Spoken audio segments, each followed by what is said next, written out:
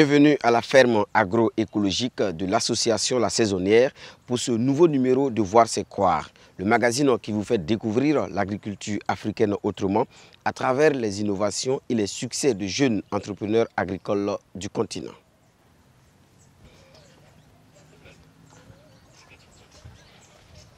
Dans ce numéro consacré aux femmes dans l'agroalimentaire, nous irons tout d'abord au Bénin, où Fresnelia Sagbo tente de se démarquer sur le marché saturé de jus de fruits avec ses cocktails de fruits locaux.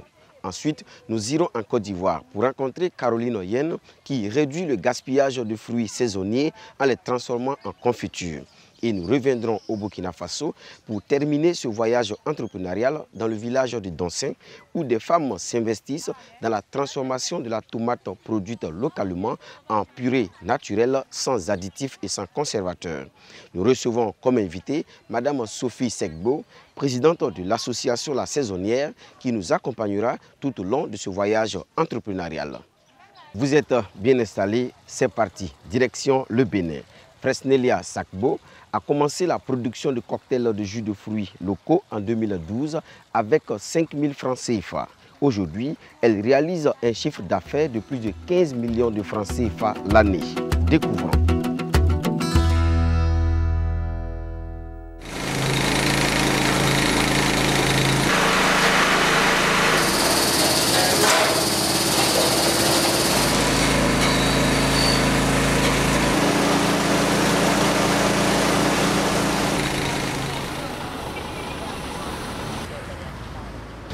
Dans notre pays, le Bénin, on a une diversité de fruits. Mais la consommation directe seule ne suffit pas à tout consommer. Donc en saison, tous ces fruits pourrissent. Moi, j'ai pensé à la transformation en jus pour prendre une partie, pour consommer une partie de ces fruits produits au Bénin.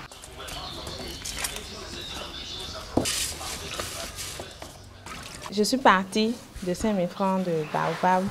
J'ai fait la première production, les gens ont apprécié, les gens ont même acheté, mes proches ont acheté pour pouvoir m'encourager à évoluer. Et c'est de là, de petite production, on est passé à la grande production. En faisant des économies, en investissant chaque fois les économies là dans les bénéfices plutôt, dans l'achat de nouveaux équipements et afin d'agrandir un peu plus la capacité de production.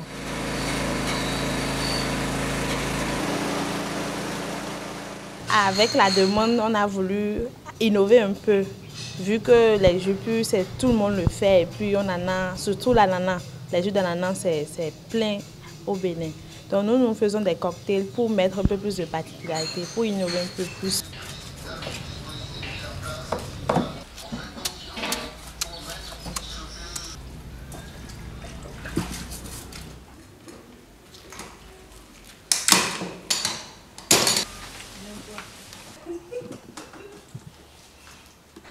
Au début de cette activité, on n'y croyait vraiment pas parce qu'il y avait beaucoup de producteurs déjà sur le marché, en fait, dans la commercialisation des jus de fruits.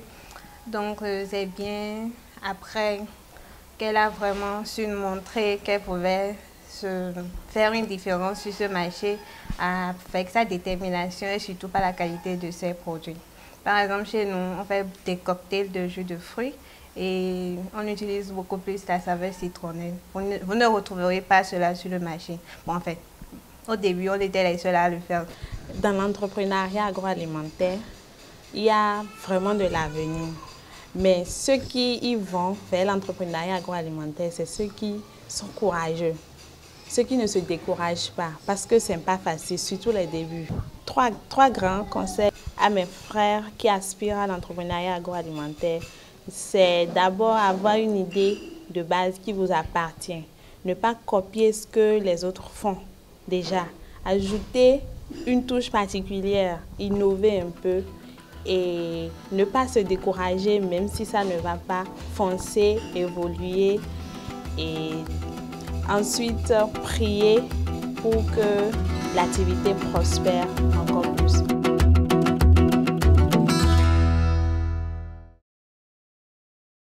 Madame Sophie Sedgo, nous sommes dans une association pas comme les autres, dont le siège est aussi un site de production agricole. Pourquoi cette association? C'est une association de femmes. Je ne dirais pas rien que des femmes, parce qu'on a quand même un homme parmi nous. Et dont la vision, c'est de rendre les femmes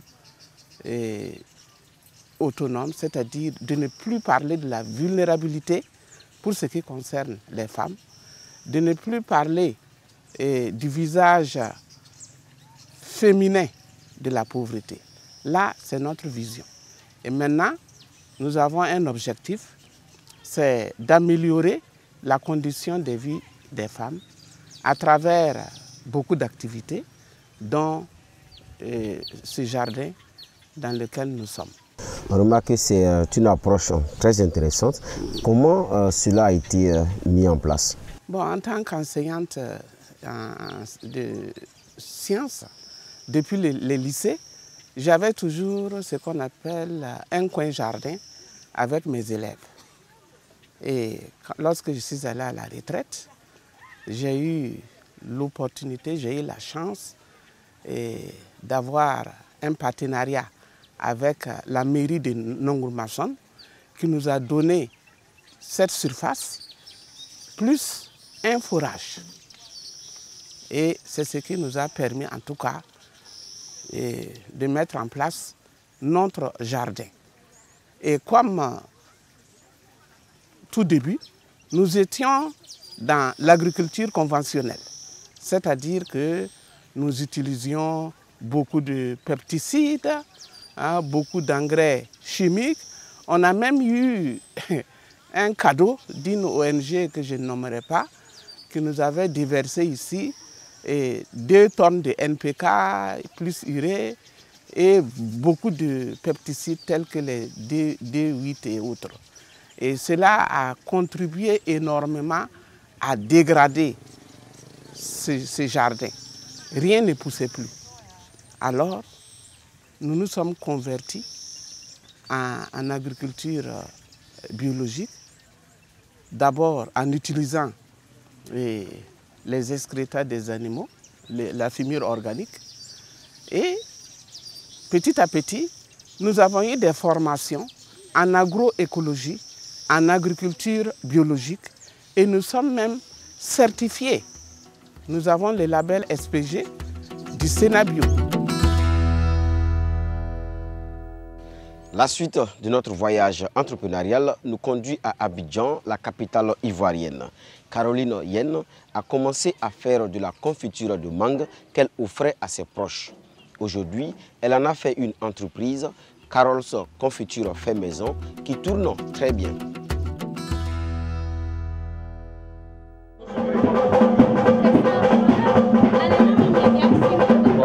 Vous allez passer.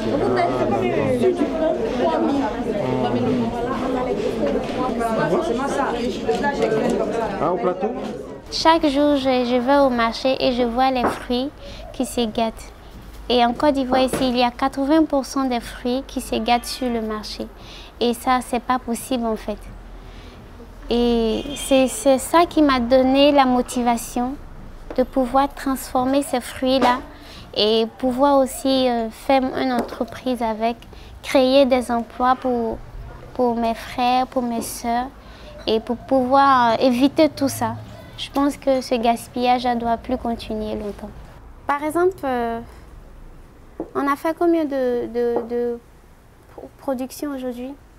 On a produit 100 bouteilles. J'ai eu l'amour des fruits depuis petite. J'aimais beaucoup des fruits que je voyais ici, que j'en consommais déjà. Mais il y a une année, quand j'ai commencé la confiture, j'ai commencé avec la confiture de mangue. J'ai commencé à en profiter, à produire à la maison, à faire des cadeaux à des amis, jusqu'à arriver à un moment où j'ai décidé de les vendre. Et ça a pris. Il y a des copines qui m'ont beaucoup apprécié ma manière de travailler, ma manière de faire mes confitures. Et après ça, j'ai eu le coup de foudre de vouloir maintenant montrer au grand public. J'ai fait ma première exposition en mars 2015 au Salon international du tourisme et j'ai vu que la population locale était prête à apprécier ces produits-là. Et c'est comme ça qu'on a continué dans cette production. Et nous voulons toujours passer à l'étape suivante, comme à la production semi-industrielle. À Carrosse Confiture, nous veillons beaucoup à l'hygiène parce que nos produits sont des produits que nous exposons dans les grandes surfaces. Et pour ça, la première des choses, c'est l'hygiène. Si vous pouvez le constater, on a la mangue avec pistil de safran. C'est notre produit phare, c'est celui que les gens préfèrent plus. Quand j'ai commencé à mettre ce produit sur le marché, je ne savais ni lire ni écrire. Donc c'était vraiment difficile pour moi. Je savais bien me retrouver devant des gens et dire « Ah, tenez, et chercher, goûter ma confiture, voyez comment elle est bonne ». Ma manière de parler était vraiment bien, mais arrivé un moment, je savais que je n'allais pas continuer à cacher au grand public que je ne savais ni lire ni écrire. Mais grâce à ce produit-là, de jour en jour, ça me donne encore le courage et la volonté d'apprendre et de vouloir être professionnelle pour mon pays et pour moi-même.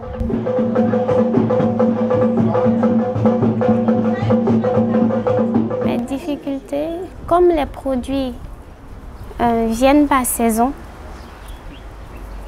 c'est ça ma difficulté en fait. Je n'arrive pas à mettre toute une gamme en même temps sur le marché. C'est de plus en plus compliqué. Et vu que ce sont quand même les fruits fraîches que j'utilise pour faire les confitures. Donc au fur et à mesure, par exemple, si la manque comme ça, je suis tout le temps bloquée. Ou bien si c'est l'ananas qui manque, c'est mon plus grand souci en fait.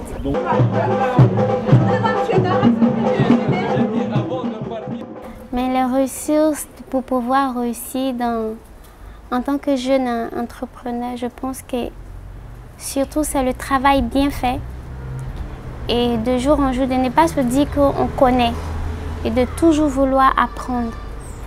Je pense que ça c'est la clé de la réussite. Forcément quelqu'un va voir votre qualité, votre manière d'être. On ne cherche pas à impressionner des gens. En fait, c'est dans la manière que vous travaillez qu'on vous découvre en fait.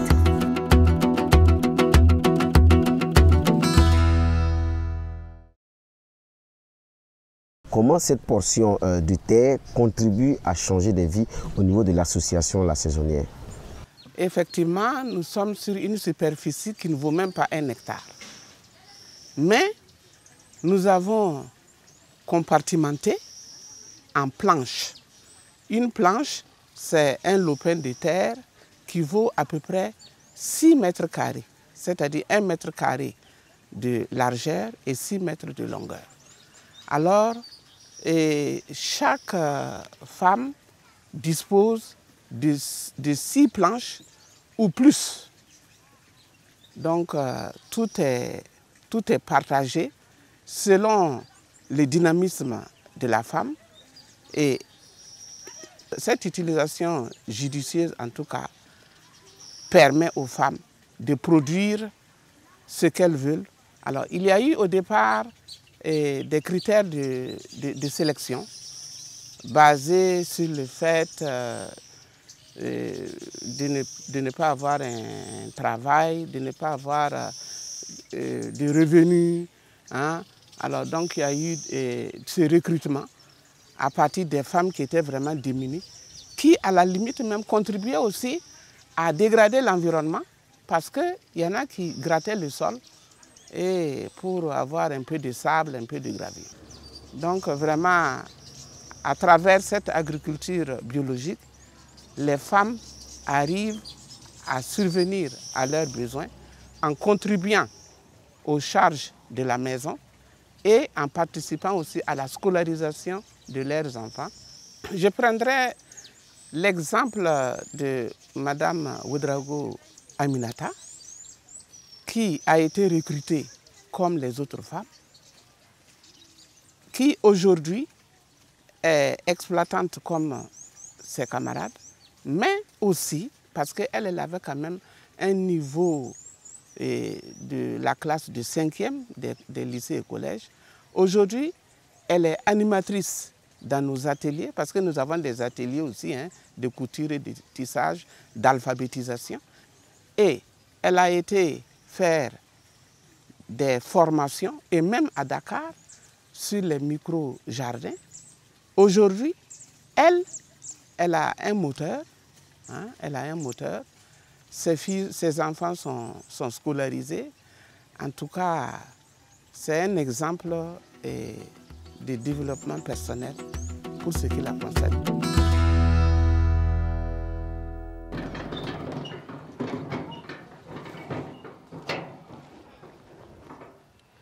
Changer de vie, c'est aussi ce qu'a réussi le groupement Nerwaya des femmes de Dansé, un village situé à une trentaine de kilomètres de Ouagadougou. Elles œuvrent dans la transformation de la tomate locale en purée naturelle. Découvrons.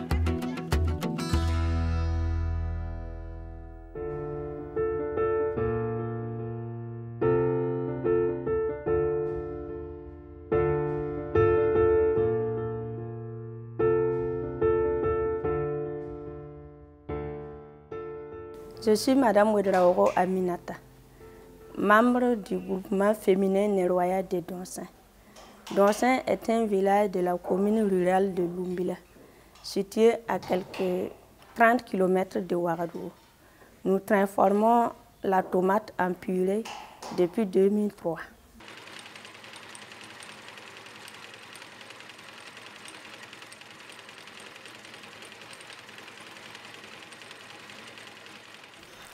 Depuis 1995, on faisait le séchage. On séchait la tomate, les oignons et d'autres feuilles pour la sauce. Et on a vu que cela ne remportait pas beaucoup. Et on a pensé à la transformation de la tomate en purée. Grâce à l'association Son Corba, dont nous sommes membres, un couple italien est venu ici nous former à la transformation de la tomate en purée. Et ça, c'était en 2002. Avant, on venait à pied pour travailler parce qu'on n'avait pas les moyens pour s'acheter un vélo ou bien une moto. Donc, on marchait à pied pour venir. Mais depuis qu'on a commencé la transformation de la tomate en purée, bon, toutes les femmes ont maintenant des vélos. D'autres même ont des motos pour venir. Oui. Et à la maison aussi, on arrive à payer la scolarité de nos enfants. On arrive à les amener dans les centres de santé pour les soins. Et on arrive à acheter des habits neufs pour les enfants et pour nous-mêmes. Et pour nous, des fois aussi, quand nos maris ont des problèmes, des difficultés d'argent, on les aide. On arrive à acheter des fois du maïs, du mil, du riz pour la nourriture à la maison. Parmi nous, il y a d'autres femmes. Elles sont veuves, mais c'est grâce à l'activité qu'elles mènent ici qu'elles arrivent à couvrir les dépenses de la famille, à envoyer leurs enfants à l'école, à les soigner, à leur offrir en tout cas ce dont ils ont besoin. Depuis 2005, le restaurant Verdoyant à Ouagadougou prend notre tomate. Il prend 500 bouteilles par mois. On fait des dépôts-ventes dans des alimentations, dans des grandes boutiques à Zignaré et à Ouagadougou. Et on vend aussi dans les foires, les expositions ventes, dans les grands marchés, dans les grandes réunions. Nous achetons la tomate avec les producteurs. Et après la transformation, on les revend les graines pour la prochaine production encore. Cette activité est très importante pour nous parce que grâce à ça, nous sommes épanouis et on arrive à faire ce qu'on veut faire sans l'aide de quelqu'un d'autre. En 2017, nous avons produit plus de 16 tonnes. Ça aussi, c'est parce qu'il n'y a pas le marché. Sinon, par jour, on peut faire 1000 bouteilles. Mais comme ça ne s'achète pas, on s'est limité à 600-700 bouteilles par jour. Notre souhait est que tous les Burkinabés consomment notre tomate. Les autorités, les cantines scolaires, les casernes militaires, les hôpitaux, les restaurants, tout le monde quoi. Parce que c'est moins cher et puis c'est naturel.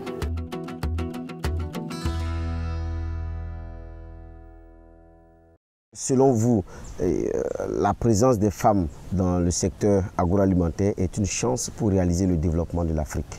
Non, on peut dire que c'est une chance dans la mesure où elles sont vraiment déterminées. Quand elles s'engagent vraiment, elles sont engagées. Comme il y a des femmes aussi qui ne veulent rien faire, qui attendent que le mari donne tout. Mais celles qui sont engagées le sont vraiment. Et maintenant, pour arriver à ce développement dont on parle, à l'autonomisation de ces femmes dont on parle, il faut les encourager. Il faut les encourager, il faut leur donner beaucoup de moyens. Qu'elles passent de l'étape artisanale à l'étape industrielle. À travers le film, en tout cas c'est bien ce qu'elles font. Si je prends l'exemple du Burkina et le cas de des transformatrices de tomates, c'est très bien. Mais je vois qu'il leur manque vraiment le matériel, il leur manque des machines. S'il y avait un engagement politique dans ce sens, en tout cas, je crois que les femmes qui constituent les 52% de notre population allaient vraiment conduire très rapidement notre pays au développement. Et à ce sujet justement, quel message avez-vous à l'endroit des jeunes filles, à l'endroit des femmes et à l'endroit des décideurs également? Bon, à l'endroit des jeunes filles, c'est d'avoir confiance d'abord en elles-mêmes, de savoir qu'on peut partir de rien pour devenir grand. Alors, je les encourage à s'intéresser à ce que leurs mamans font, à ce que les associations font, parce que ça peut les inspirer. Il n'y a pas d'âge pour être entrepreneur. Même étant élève, on peut déjà avoir une vision de ce qu'on va faire plus tard. Et pour avoir cette vision, il faut en tout cas aller vers les modèles. Il faut aller vers les modèles et accepter en tout cas de se donner la peine pour apprendre certains métiers qu'on appelle salissants, gratter la terre par exemple, ou bien être dans une petite entreprise de transformation. Ce n'est pas là-bas qu'on doit penser à la SAP. Il faut en tout cas oser, il faut oser être courageux et déjà réfléchir. Parce que s'il n'y en a pas de vision, on ne devient rien. Et cette vision-là, il ne faut pas attendre d'avoir les diplômes, même universitaires. Et à l'endroit des femmes et des décideurs? À l'endroit des décideurs, vraiment, il y a des gros efforts à faire. De mon point de vue, les autorités, ils savent ce que c'est que l'agriculture biologique, pour ce qui me concerne. Ils savent également que des tomates, des mangues sont en train de pourrir quelque part.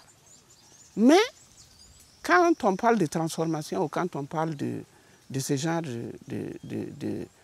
d'initiative à encourager, on se rend compte que ça ne les intéresse pas du tout. Il faut une volonté politique vraiment. Il faut qu'ils s'intéressent. Il faut qu'ils viennent voir des exemples comme ça pour savoir que c'est possible. Au lieu de laisser, puisqu'au départ ça c'était destiné pour un espace vert. si vous parcourez la ville de Ouagadougou, il y a combien d'espaces dédiés pour être espaces verts? Mais qu'est-ce que vous trouvez dedans? Ce sont les buvettes, ce sont les garages. Alors, qu'est-ce qui coûterait aux autres communes aussi de multiplier ce genre de jardins, hein, pour d'abord embellir la ville, pour assainir même la ville, et pour développer les femmes, pour développer l'économie, surtout dans les domaines agricoles, par les femmes. Hein? Il faut un engagement. Il faut un engagement politique, il faut un engagement à tous les niveaux. Alors, ce n'est pas le gouvernement seulement, hein. Même ceux qui sont dans l'opposition, c'est tout le monde. Vous l'avez dit, chacun doit jouer sa partition et c'est sur cette note que notre voyage entrepreneurial d'aujourd'hui s'arrête là. Merci Madame Sophie Selgo, présidente de l'association La Saisonnière. Merci de nous avoir accompagnés tout au long de cette émission. En attendant de vous retrouver pour un autre numéro de Voir c'est croire, je vous donne rendez-vous sur notre page Facebook Agribusiness TV ou téléchargez gratuitement notre application mobile. Au revoir et à bientôt.